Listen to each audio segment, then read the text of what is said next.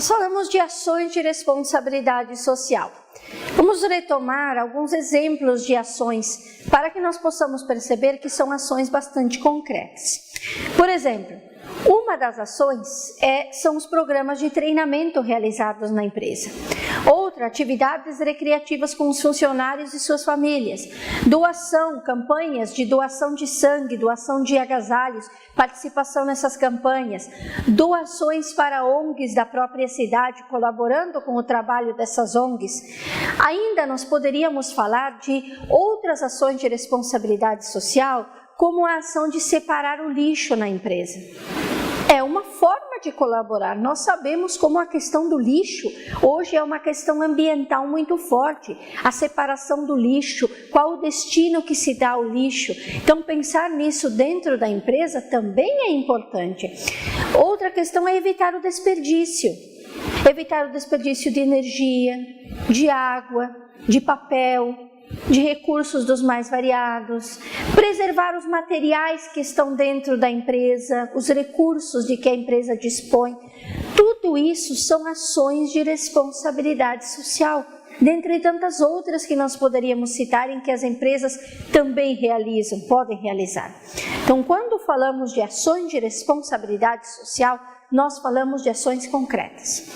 Mas a responsabilidade social, ela se torna um imperativo ético justamente porque nós vivemos numa era chamada da era do neoliberalismo. Mas o que foi o neoliberalismo? O que é o neoliberalismo?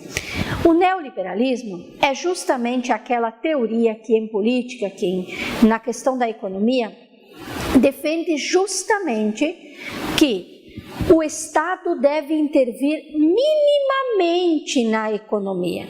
Um Estado mínimo na economia, uma intervenção mínima ou quase inexistente na economia, porque o mercado se regula por si mesmo, lei da oferta e da procura.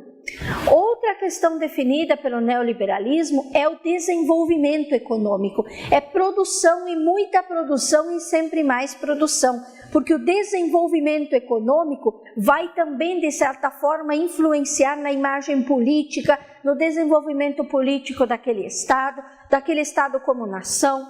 Portanto, produção, desenvolvimento econômico, enriquecimento, lucros, o mercado que se regula por si mesmo, os ideais do capitalismo, produtividade, eficiência, tecnologia, são ideais que estão presentes no Estado neoliberal. Mas esse Estado neoliberal ele foi muito criticado ao longo da história. Por quê? Ele não traz apenas impactos positivos. A grande crítica feita ao longo da história ao neoliberalismo é de que ele alimenta muitas vezes as grandes potências mundiais, os grandes impérios políticos e econômicos. Quanto aos países pobres e aos países em desenvolvimento, esses países sofrem com o neoliberalismo. Sofrem por muitas vezes não conseguir se adaptar a esta sociedade neoliberal, a esses ideais do neoliberalismo e do capitalismo.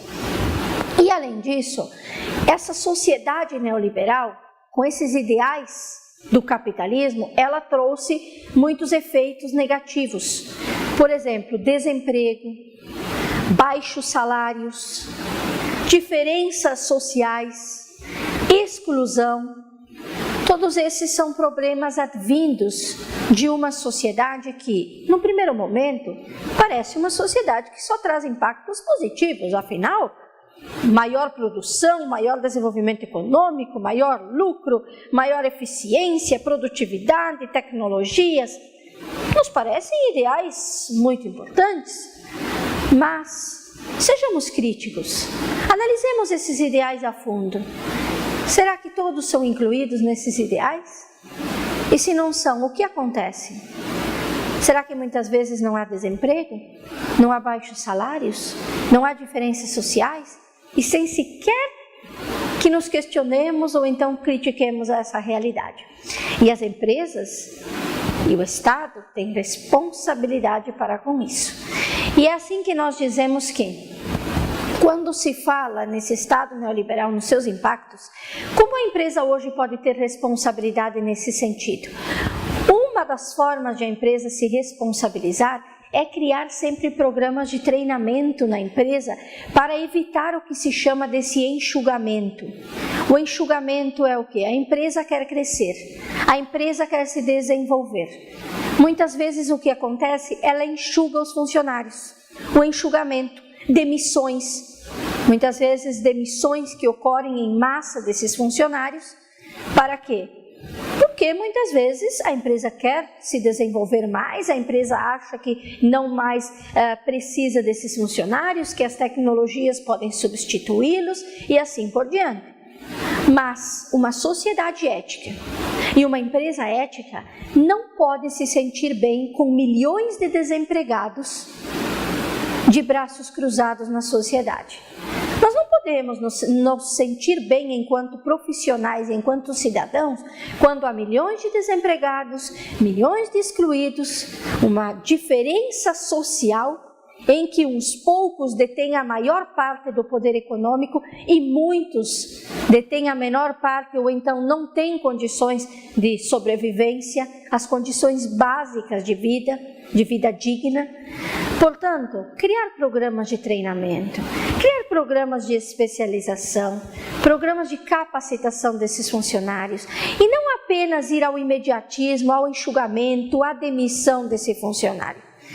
Pensar sobre a vida humana que se tem dentro da empresa, o colaborador que se tem dentro da empresa. Isso também é uma ação importante de responsabilidade social.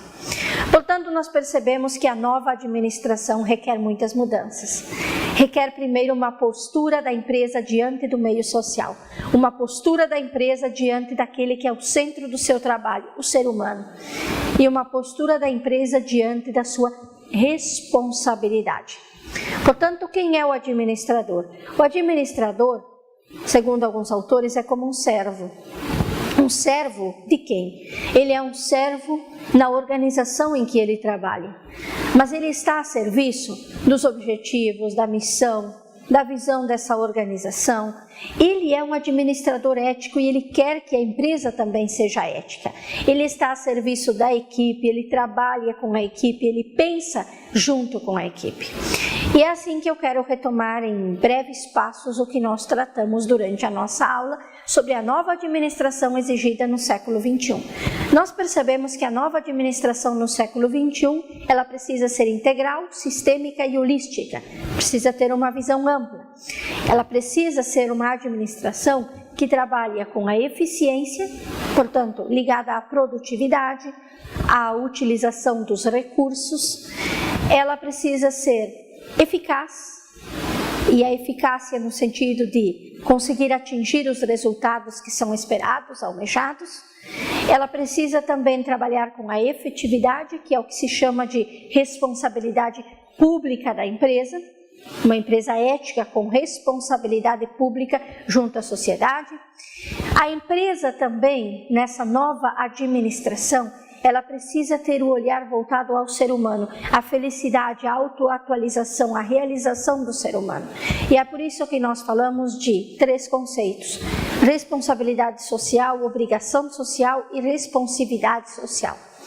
Responsabilidade social, justamente o compromisso da empresa com a sociedade, que vai muito além do que está prescrito em lei ou do que está prescrito pela economia, mas entende a importância dessas ações em benefício da sociedade. A obrigação social, que fica estrita ao que está na lei, e a responsividade social, que é a capacidade de adaptar-se às condições sociais mutantes, que mudam o tempo todo.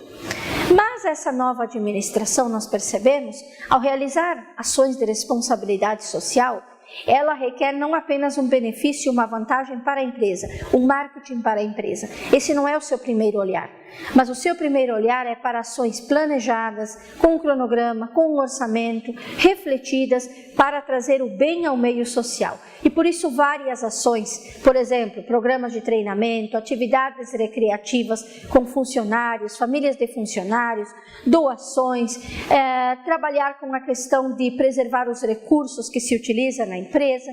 Tudo isso por quê? Tudo isso porque o objetivo é ser uma empresa ética. E é assim que na sociedade do século XXI a nova administração requer ser uma empresa que trabalha e valoriza o ser humano e uma empresa ética.